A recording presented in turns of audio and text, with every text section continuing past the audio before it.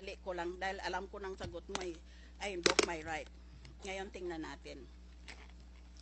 Mrs. Napoles, napaliwanag na ito sa iyo ng abogado mo. Pero hayaan mo sana ako na magpaliwanag uli sa iyo. Anong ibig sabihin ng maging state witness? Kung ikaw ay nakusa na demanda ng isang krimen, natural magbista ka, hatulan ka, kung found guilty ka, mapipresyo ka, magbabayad ka ng isang multa, no? Ganon, hindi ba?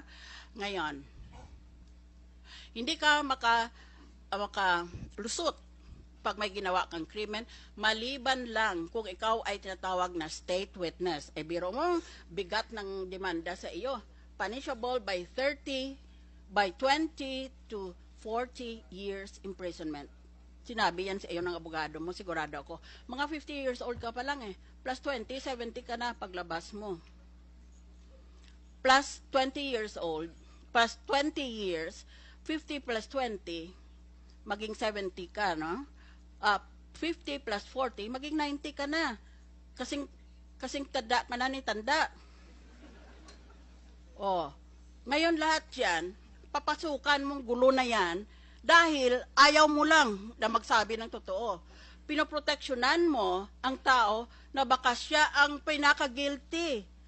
Ang dapat sa iyo, kung abogado mong nagmamalasakit para sa iyo, ay pag umabot ka na sa korte, maghihingi ang abogado mo na ang korte papayag na gawin kang state witness.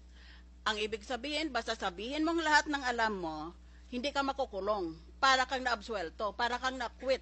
Hindi ka man lang ibista Wala ka ng kasalanan.